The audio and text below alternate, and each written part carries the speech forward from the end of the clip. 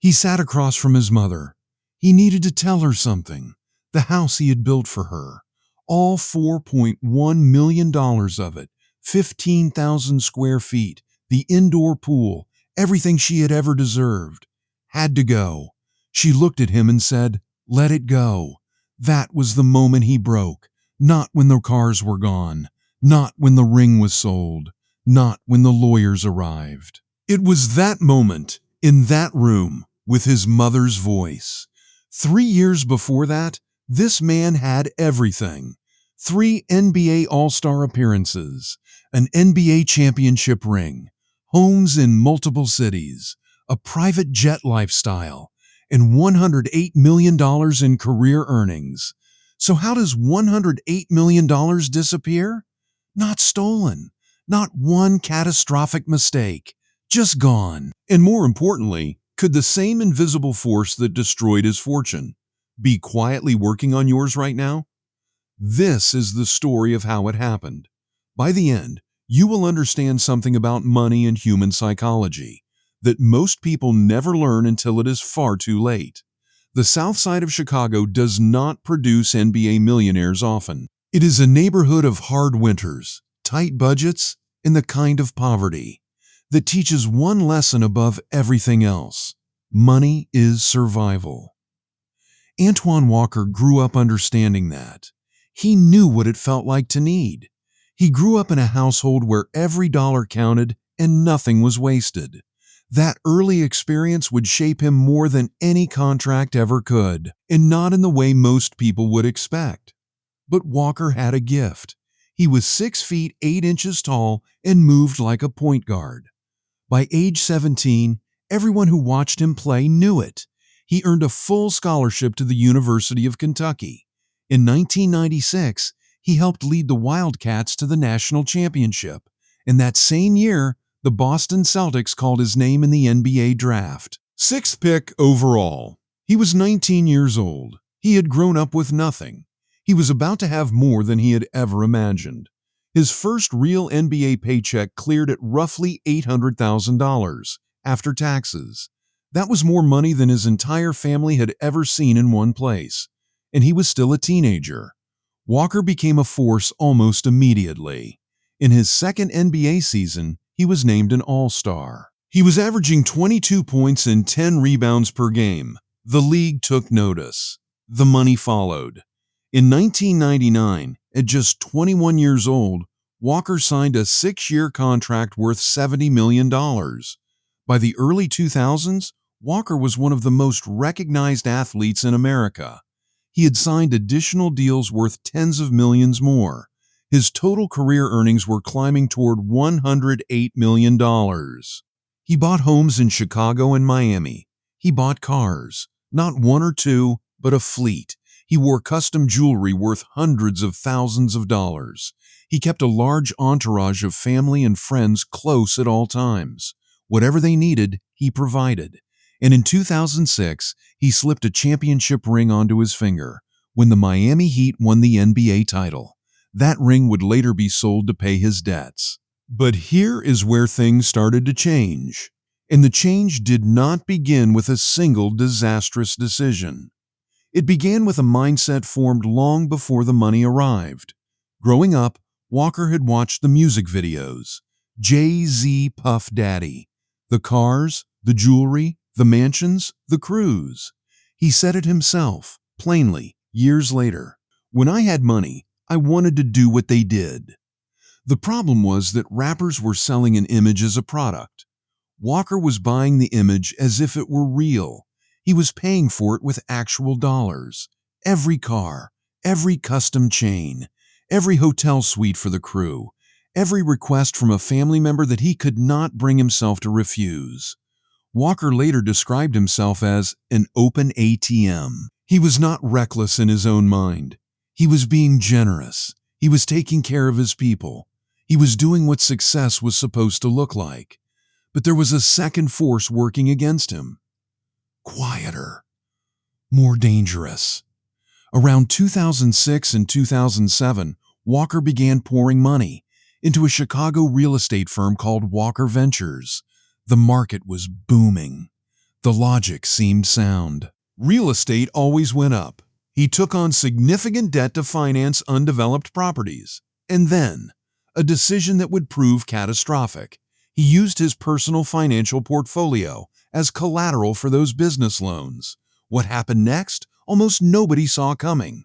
In September 2008, the United States financial system collapsed.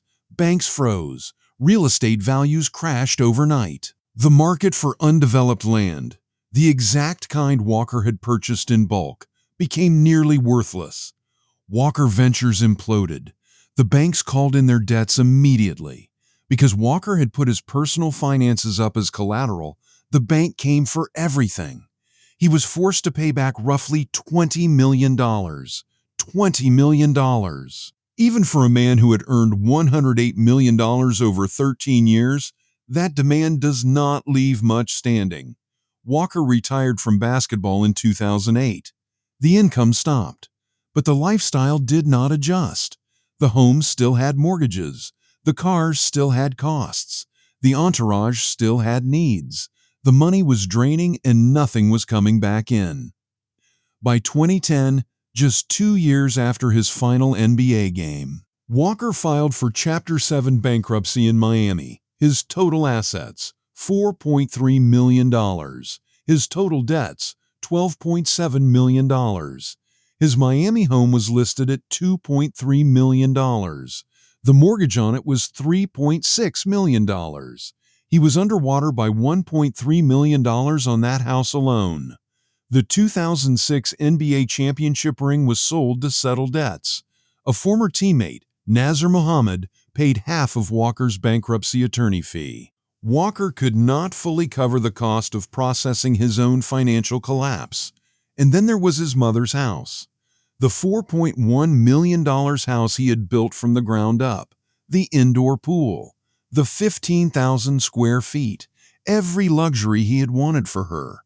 When Walker sat down to go through the bankruptcy, he owned 4 properties. He asked his mother what she wanted to do about hers. She told him, "Let it go." Walker described that moment later with complete stillness. He said, "That was the first time I broke down." He had lost the cars and did not break. Lost the jewelry and did not break. Lost the ring and did not break. But his mother's voice, telling him it was okay to let her house go, that cracked something open. A year after the bankruptcy filing, Walker pleaded guilty to felony bad check charges connected to gambling debts. He did not serve prison time. But the record was there. The man who had earned $108 million was navigating a plea agreement. When Walker speaks publicly about what happened, he does not make excuses. He identifies 3 things.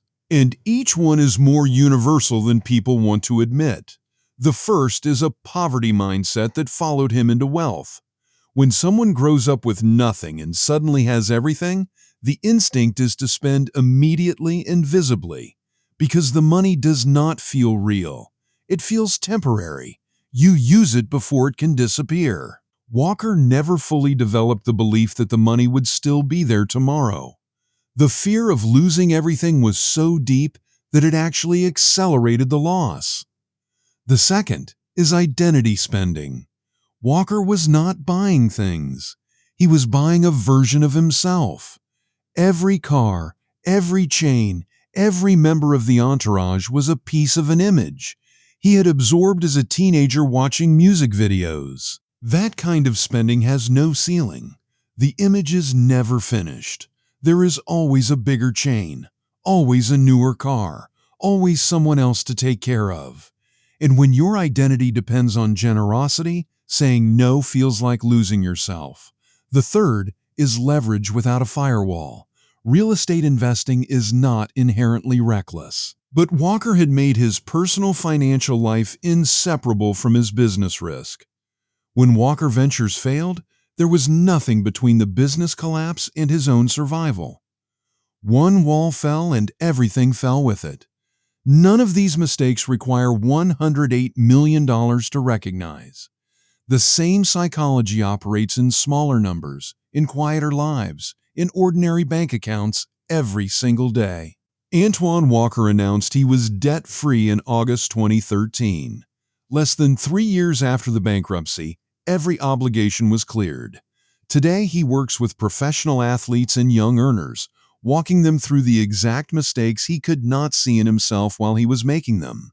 He once said, "I may never again make $108 million, but I can have a comfortable lifestyle." That's been my mindset. There is something worth sitting with in that sentence. After the mansions, the championship ring, and his mother's house, what he is describing is not wealth, it is peace. He could not find it inside the $108 million. He only found it on the other side of losing it. If this story made you think differently about money and about the stories you tell yourself about what success looks like, share it with someone who needs to hear it.